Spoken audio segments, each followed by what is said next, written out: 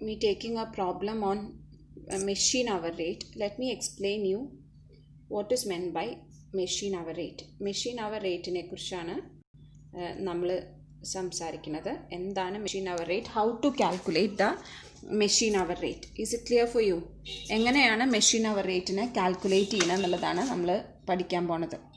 അപ്പോൾ machine hour rate എന്ന് പറയുമ്പോൾ നമ്മൾ ആദ്യം ശ്രദ്ധിക്കേണ്ടത് കമ്പ്യൂട്ടേഷനാണ്. അതിൻ്റെ കമ്പ്യൂട്ടേഷൻ പ്രൊസീജിയറാണ് ഞാൻ പഠിപ്പിക്കുന്നത്. ക്ലിയർ? ആ ഒരു പാർട്ട് മാത്രം ഒരു 2 ക്വസ്റ്റ്യനേ ഉള്ളൂ, പക്ഷേ അത് നോക്കണം, കാരണം it may come for the exam. So machine hour റേറ്റിൽ നമ്മൾ ചെയ്യണത്, നമ്മൾ കിട്ടുന്ന മെഷീൻ്റെ എക്സ്പെൻസസ് തന്നിട്ടുണ്ടാവും. It can be anything. കുറേ ഒരുപാട് ടൈപ്പ് ഓഫ് എക്സ്പെൻസസ് ഉണ്ട്. എക്സാമ്പിൾ റെൻ്റ് ഉണ്ട്, ഡിപ്രിസിയേഷൻ ഉണ്ട്, ലൈറ്റിംഗ് ഉണ്ട്, it can be salary, supervision, sundry expenses, power ഉണ്ടാവും. So first thing what you have to do is that നമ്മളൊരു കോളംനാർ ഫോമിലാണ് നമ്മൾ ഈ മെഷീൻ അവർ റേറ്റ് കാൽക്കുലേറ്റ് ചെയ്യാം. ക്ലിയർ? അപ്പോൾ മെഷീൻ അവർ റേറ്റ് കാൽക്കുലേറ്റ് ചെയ്യുമ്പോൾ നമ്മൾ ശ്രദ്ധിക്കേണ്ട ഒരു point, you are dividing the expenses, particulars column, 2 amount column. Clear? So നമ്മൾ ഡിവൈഡ് ചെയ്യാണ് നമ്മുടെ എക്സ്പെൻസിനെ 2 ആയിട്ട്. And first is one is standing expenses, standing charges എന്ന് പറയും. ക്ലിയർ? ആദ്യത്തെ ഒരു സബ് ഹെഡിങ് ആണ് സ്റ്റാൻഡിങ് ചാർജസ് ആയിട്ടാണ് നമ്മൾ ഡിവൈഡ് ചെയ്യണത്. ക്ലിയർ? അപ്പോൾ ആ ഒരു സ്റ്റാൻഡിങ് ചാർജസ് ആയിട്ട് നമ്മൾ ഡിവൈഡ് ചെയ്യുമ്പോൾ what all are the standing charges? Standing charges means it is the fixed expenses of the machine. Variable ആയിട്ട് ഇൻകർ ചെയ്യണതല്ല, ഫിക്സഡ് ആയിട്ട് ഇൻകർ ചെയ്യണതാണ്. Can you tell an example?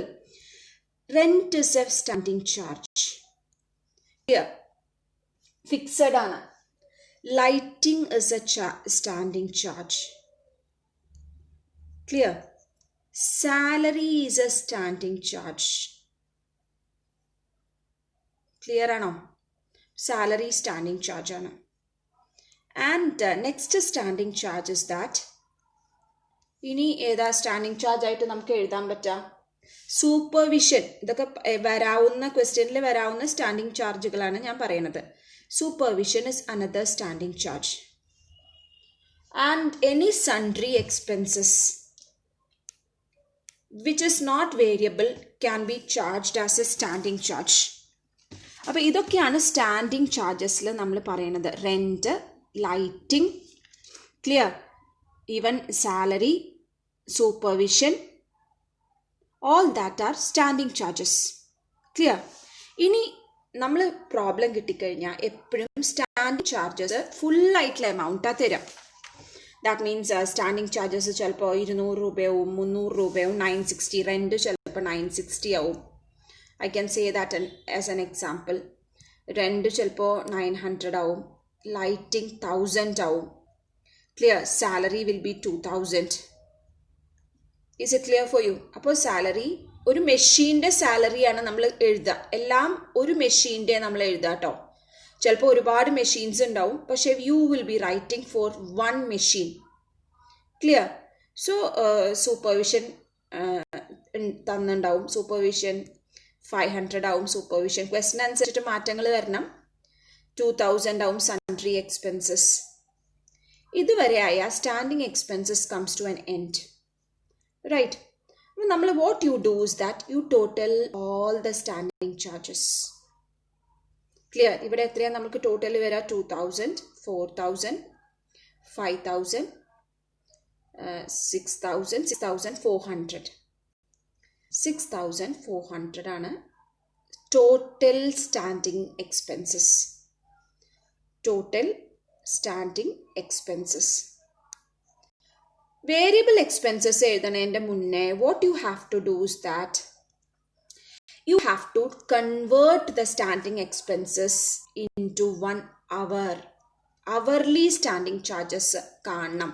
ഇവിടെ വെച്ചിട്ടാണ് നമ്മൾ കാണാം. ഇപ്പോൾ 6400 എന്ന് നമ്മൾ എഴുതി. അപ്പോൾ നമ്മളിവിടെ എഴുതും hourly rate of standing expenses. Hourly rate of standing expenses. 6400 divided by 6400 divided by number of hours. ഒരു മെഷീൻ്റെ നമ്പർ ഓഫ് അവേഴ്സ് ആണ്. വർക്കിംഗ് അവേഴ്സ് അത് പ്രത്യേകം നോക്കണം. Working hours of A machine. Suppose working hours of A machine is 1000. Clear? What will be the standing charges? ഇതുവരെയുള്ള standing charges എത്രയാ? 6.4. ഇനി നമ്മൾ പ്രോബ്ലത്തിൽ 6.4 ഇത് മാത്രം ഔട്ടർ കോളത്തിലേക്ക് എടുത്തിടാം. ഇനി നമ്മൾ പ്രോബ്ലത്തിൽ ഈ 6.4 ആണ് standing total standing expenses. Clear? So standing charges when you write, you should write the full amount, and at the end of the standing charges, convert the standing charges into hourly rate and make it in hour and write it in the outer column. Is it clear for you? And one thing what you have to do is that from here you have to write the machine expenses, or you will say it as variable expenses. First variable expenses is depreciation. Always depreciation ആണ്. ഒരിക്കലും full amount എഴുതണ്ട. ഇവിടെ വെച്ച് തന്നെ convert ചെയ്യണം. All the machine expenses has to be written hourly. ഒരിക്കലും ഇനി full amount അല്ല എഴുതുക. മെഷീൻ എക്സ്പെൻസസ് എല്ലാം അവർലി ആണ് എഴുതുക. Clear? Suppose the machine depreciation is 1000 for an annum. ഒരു ആനുവലി 1000 രൂപയാണ് എന്ന് വിചാരിക്കൂ. Clear? Depreciation is 1000 for a machine. ഒരു മെഷീനിന് 1000 രൂപയാണ്. എത്ര വർക്കിംഗ് അവേഴ്സാ? 1000 വർക്കിംഗ് അവേഴ്സ് ആണ്. എത്രയാണ് ഡിപ്രിസിയേഷൻ്റെ പെർ അവർ വരിക? 1 രൂപ. ക്ലിയർ? ആ 1 രൂപയാണ് ഇങ്ങോട്ട് ഇടുക. അതായത് സ്റ്റാൻഡിങ് ചാർജിൻ്റെ കൂടെ ആഡ് ചെയ്ത് പോകേണ്ടതാണത്. ക്ലിയർ? അവസാനമല്ല ചെയ്യാം. So machine hours are written simultaneously and is converted hourly. അപ്പം തന്നെ അവർലി കൺവേർട്ട് ചെയ്യും. അടുത്ത വിചാരിക്കൂ, റിപ്പയർസ് തന്നിട്ടുണ്ടാവും ക്വസ്റ്റ്യനിൽ. സപ്പോസ് റിപ്പയർസ് ഫോർ 5 മെഷീൻ 1000 ആണ് എന്ന് പറയും. അപ്പം നമുക്കറിയാം ഒരു മെഷീൻ എത്രയാ? 5 മെഷീൻ 1000 എന്ന് പറഞ്ഞാൽ 1000 divided by 5. You will be getting 200. ഒരു മെഷീൻ്റെ കഥയായിട്ടോ എഴുതാൻ പാടുള്ളൂ. It is for 1 machine. 200 divided by ആ മെഷീൻ്റെ ടോട്ടൽ വർക്കിംഗ് അവേഴ്സ് എത്രയാ? 1000 ആണ്. Clear? So what you will be getting? 0.2. Clear? ഇനി പവർ ഉണ്ടാവും. പവർ എന്ന് പറയുമ്പോൾ എപ്പോഴും നമുക്ക് പവർ തരാം. ക്വസ്റ്റ്യനിലധികം 3000 ആണ് പവർ. ക്ലിയർ? അങ്ങനെ തന്നിട്ടുണ്ടാവും. ഒരു 3000 ആണ് ടോട്ടൽ പവറിൻ്റെ എക്സ്പെൻസ്. മെഷീൻ യൂസ് ചെയ്യണത് ഒരു മെഷീൻ യൂസ് ചെയ്യണത് 10 യൂണിറ്റ് ഓഫ് പവർ ആണ് പെർ അവർ. അപ്പോൾ നമ്മളോട് പറഞ്ഞിട്ടുണ്ട് പെർ അവർ 5 പൈസയാണ്. 10 യൂണിറ്റ് ഓഫ് പവർ ആണ് ഒരു അവറിൽ. അപ്പോൾ നമ്മൾ 3000 കൺസിഡർ ചെയ്യണ്ട. 10 യൂണിറ്റ് ആണ്. 10 യൂണിറ്റ് ഓഫ് പവർ ആണ് നമ്മൾ ഒരു മണിക്കൂറിൽ യൂസ് ചെയ്യുന്നത്. നമുക്ക് ഒരു മണിക്കൂറിൻ്റെ വേണ്ടു. 5 പൈസയാണ്. 5 പൈസ. ക്ലിയർ? ആൻസർ 50 പൈസയാണ് നമ്മുടെ ആൻസർ നമുക്ക് കിട്ടുക. ഒന്നും കൂടിയും പറയാം പവറിൻ്റെ കാര്യം. പവർ നമുക്ക് ടോട്ടൽ പവർ തന്നിട്ടുണ്ടെങ്കിലും നിങ്ങൾ അതല്ല ശ്രദ്ധിക്കേണ്ടത്. പവർ കൺസംഷൻ ഒരു യൂണിറ്റിന് എത്ര പൈസയെ നോക്കണം. എത്ര യൂണിറ്റ്സ് ഒരു മെഷീൻ യൂസ് ചെയ്യുന്നുണ്ട്. ക്ലിയർ? 20 യൂണിറ്റ് യൂസ് ചെയ്യുന്നുണ്ട്. ചിലപ്പോൾ ടോട്ടൽ എമൗണ്ട് 5000 എന്നൊക്കെ പറഞ്ഞ് തന്നിട്ടുണ്ടാവും. പക്ഷേ ഒരു യൂണിറ്റിന് എത്ര പൈസ എന്നുള്ളതാണ് അവിടെ ഇമ്പോർട്ടൻറ്റ്. അപ്പോൾ ഒരു മെഷീൻ 20 യൂണിറ്റ് യൂസ് ചെയ്തു. അപ്പോൾ 20 ഇൻറ്റു 5 പൈസ 50 പൈസ. 10 ഇൻറ്റു 5 പൈസ 50 പൈസ. ഇത്രയും ആയിക്കഴിഞ്ഞാൽ you can calculate the machine hour rate. ക്വസ്റ്റ്യനിൽ ഇനിയും തന്നിട്ടുണ്ടെങ്കിൽ അതൊക്കെ കൺസിഡർ ചെയ്യണം. മിനിമം ഇതൊക്കെയാണ് വരിക. ക്ലിയർ? അപ്പോൾ നമ്മൾ ഇതൊക്കെ കൺസിഡർ ചെയ്യും. എന്നിട്ട് നമ്മൾ എന്താ ചെയ്യുക വെച്ചാൽ you will total all these things. 6.4, 1, 0.2, 0.50 ഇതെല്ലാം ടോട്ടൽ ചെയ്തിട്ട് നമ്മൾ എഴുതും. 6.4 + 1 7.4, 7.4, 8 point something.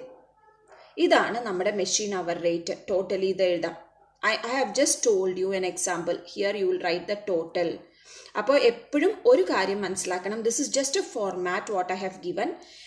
ആദ്യം സ്റ്റാൻഡിങ് എക്സ്പെൻസസ് ആണ് എഴുതേണ്ടത്. സ്റ്റാൻഡിങ് എക്സ്പെൻസസ് എഴുതുമ്പോൾ you write the fixed expenses.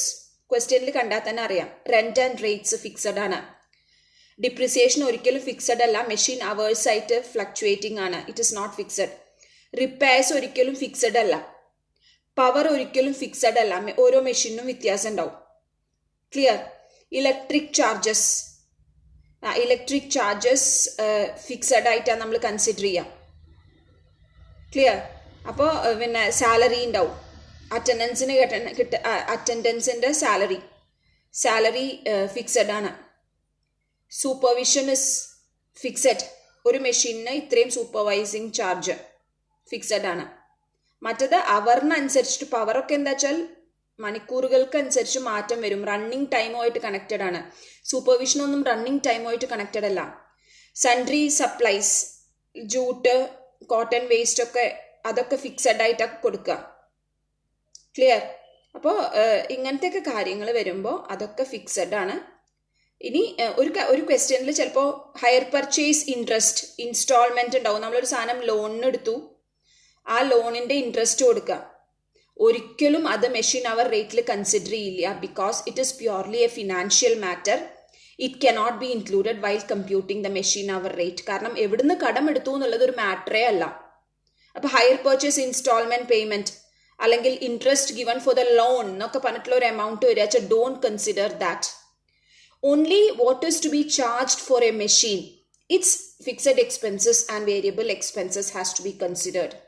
Clear? And standing expenses എല്ലാം ഒരുമിച്ച് എഴുതുക. സ്റ്റാൻഡിങ് എക്സ്പെൻസസ് കഴിഞ്ഞ ഉടനെ divide it by the number of hours. Clear? അതല്ലേ നമ്മൾ പഠിച്ചിരിക്കുന്നത്, divide it by the number of working hours to be very specific. And write the amount in the outer column. ഇവിടെ വെച്ചിട്ട് അതിനെ പെർ യൂണിറ്റ് ആക്കി മാറ്റി കഴിഞ്ഞു, നമ്മൾ പെർ അവർ ആക്കി മാറ്റി. ഇനി മെഷീൻ എക്സ്പെൻസസ് എഴുതുമ്പോൾ ആദ്യം മുതലേ ശ്രദ്ധിക്കണം, ഓരോന്നും അവർലി ആയിട്ട് തന്നെ എഴുതണം. Total all that hourly U will be getting the machine hour rate. ഇത്രയേ ഉള്ളൂ ആ പ്രോബ്ലം ചെയ്യാൻ. ക്ലിയർ ആണോ? Is it clear for U?